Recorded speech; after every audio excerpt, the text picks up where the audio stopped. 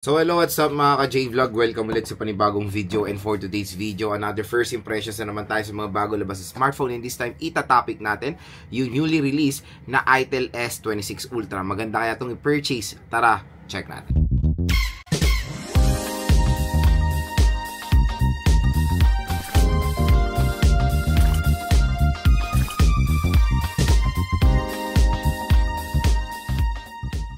So yan mga ka-J-Vlog, finally lumabas na rin ang successor sa very popular din na Itel S25 Ultra. Pero hindi ako bumili ng S25 Ultra, ang binili ko lang yung basic na S25 na sobrang ganda. Mas prefer ko yun sa S25 Ultra, pero sad to say wala po kasi sila nilabas ngayon na S26 lang, S26 Ultra. I don't know kung ifa-follow up ba nila yan. Medyo maganda yung strategy nila na hiniwalay nila ng bentahan yan para kumbaga magkaroon muna ng benta tong Ultra compared sa non-Ultra. Kasi for me, naging mabenta yung non-Ultra before. Mas, kumbaga mas maganda. Hopefully, ganun 6 lang. Pero this video nga is focus natin yung S26 Ultra. No worries, bumili na ako niyan. I-upload ko rin yung video sa pagbili ko ng S26 Ultra at syempre unboxing. On the way na yan mga ka-J-Vlog sa akin. At yun nga, when it comes sa presyo, nasa around 9,000 plus siya, 9,400 to 9,500 for the 8GB 256 ng S26 Ultra. Pero again mga ka-J-Vlog, ang magandang balita sa online, there's a possibility na makuha nyo lang ng 7,000 plus yan pag dito nyo yan bibilin sa ating View Products. Pag clinic nyo tong View Products natin, mariredirect kayo sa bagsak presyo na S26 Ultra. Nandyan po yung magandang presyo nyan, at bukod doon sa sale price niya, meron pa kayo makukuha na special voucher mula dito sa ating YouTube video pag clinic nyo itong View Products natin. Kaya dito lang kayo bibili ng S26 Ultra dahil napakalayo ng price niya compare pag bibili nyo siya sa mall. So yun nga for today's video. Hindi nga po ito full review. Nagbibigay lang ako ng first impressions sa mga bagong labas sa smartphone, yung price, specs, and availability. And no worries, kung alam nyo naman at hindi kayo bago dito sa ating YouTube channel, ina-upload natin ang mga units na yan. Ginagawa ko lang sila ng first impressions bago ko bilhin para rin makatulong sa mga consumers natin ngayon na maka-discount din kasi nga may voucher tayo dito sa ating video. So again, official store ni Itel yung nandiyan sa video natin. Kaya no worries, at diyan ko binibili rin ang mga products natin. So yun nga, usapang specifications tayo sa smartphone na to. Pag-usapan muna natin yung chipset. So when it comes sa chipset niya, it is a 4G chipset, Unisoc 7300, octa-core CPU na merong clock speed up to 2.2 GHz and Mali G57 po ito. So subok ko na several times ang Unisoc chipset, and I think na-try ko na rin naman yung mga several na 7 series ng 700 series ngayon ng Unisoc, and so far so good naman siya for a budget smartphone. Again, pag sa presyo niya na 9K, medyo 50-50 tayo sa kanyang chipset.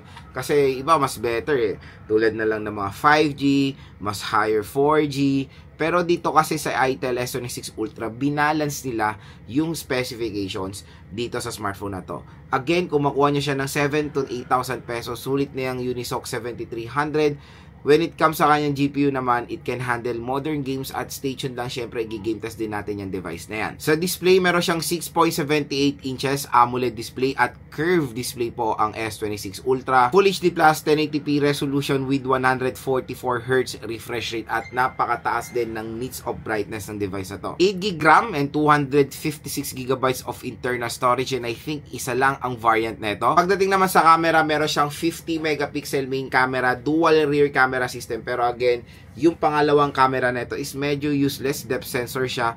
At pagdating sa front facing camera, meron tayong 32 megapixels. Pagdating sa battery, meron siyang pang malakasan na 6,000 mAh na livable battery with 18W fast charging at in-display fingerprint scanner itong smartphone. Yun mga ka-J-Vlog, nalalaman nyo na yung price, specs, availability ng Itel S26 Ultra. Again, kung interested kayo sa smartphone na to, dito kayo bibili sa ating View Products. Meron pong special voucher na naghihintay sa inyo up to 1,000 pesos off bukod doon sa sale price niya sa online. So again, below SRP po dyan at sobrang layo ng price niya compare pag bibili nyo to sa mall. So first, again, ito, next naman is bibigay ko sa inyo yung first impressions ko based sa specifications ng smartphone na to. Tulad ng sinasabi ko sa mga ibang video ko, pwede tayo magbigay ng first impression kahit wala yung device. At very familiar naman tayo sa mga specs na nilagay nila sa S26 Ultra. So pag-usapan muna natin yung chipset. So again, tulad na sinabi ko kanina, yung chipset niya is 50-50 tayo pagdating sa 9K na price. Pero ngayon, pag nakuha nyo ng 7 to 8,000 pesos, medyo okay naman ang Unisoc 7300. Again, yung GPU niya, it can handle games din naman. Kaya, nyo na lang ating full game test dito sa smartphone na to kung saan natin itatry natin siya sa mga iba't ibang scenarios. So, second is yung display. Yung display niya is all goods, very premium. AMOLED na nga, tapos naka-curve pa. So, expect natin na karamihan talaga ng Transsion, especially when it comes sa ganitong presyo, naka-curve display na sila. Ang dami ko na na-experience sa mga curve display ng mga Transsions. Infinix Assisi Pro Plus, Tecno Slim, and eto nga yung ITEL S26 Ultra. So, yes, before talaga, very premium ang curve display na very ironic ngayon na ang curve ngayon is nakikita na natin sa entry or mga affordable smartphones. Tapos yung mga flagship na curve before ay naka-flat na sila. So, siguro napagod na sila sa curve kasi medyo may reklamo talaga ako sa curve. Sobrang linipis ng gilid niya.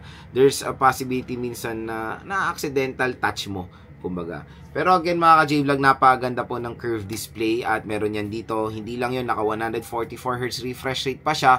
Napakataas, future-proof na refresh rate na pwede nyo magamit sa gaming in the near future of course. Kasi I think wala pa naman gano'n nasusupport ng 144Hz refresh rate na games ngayon. Pero yun, may enjoy nyo manood dito ng movies dahil naka-AMOLED display siya. Mataas ang resolution, Full HD Plus 1080p at napakataas ang nits of brightness. Tapos, ang maganda doon, naka-in-display fingerprint scanner pa ang ITEL S26 Ultra. Again, when it comes sa camera neto, maganda, dual camera system naman siya, 50 megapixel main. So, abangan nyo na lang din sa ating full review dahil ika-camera test din natin tong smartphone na to. So, yung dual camera system siya pero very useless yung pangalawang camera niya, which is yung depth sensor. So, again, sana kung gagawin na nilang dual camera, hopefully next time is gawin na nilang ultra wide or macro lens, yung mga useful naman na lente para mas okay or magamit pa lalo ng mga consumers. Kasi ngayon, yung nangyayari, yung mga dual camera or triple camera system is parang nagiging ano na lang yan eh.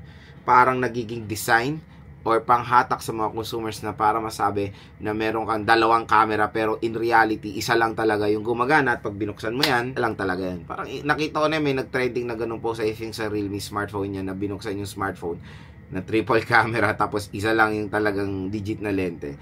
So, maganda rin, mataas din naman yung megapixel ng kanyang front facing camera. Super excited din ako dumating yung ating review unit para matry natin first hand itong smartphone na to. The battery itself, napakalaki, 6,000 mAh na removable battery. So, yun yung maganda dito, napakanipis na smartphone na ito pero nakapag-maintain sila ng malaking battery capacity. So, again, nakakatuwa talagang innovation ng mga smartphones today na dati, napakataba, napakabigat ng merong 6K mAh battery. Ngayon, nalalagay nila sa mga slim na smartphone.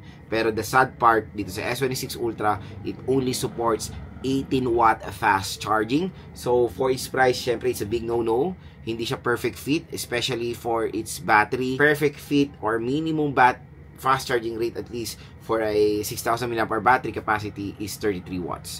Pero again, kung 18 watts ang iteterno mo, siguro mga 1 hour 30 minutes or sabihin na natin 2 hours, I don't know, kung for full charge yung ITEL S26 Ultra natin. So ayan mga ka-J-Vlog ang ating first impression so far dito sa ITEL S26 Ultra. Kaya kung interested kayong bumili na itong smartphone na to, i-click nyo na itong view products natin dahil mura, bagsak presyo lang dyan itong smartphone na to. Abangan nyo na rin full review, game test and unboxing natin sa ITEL S26 Ultra.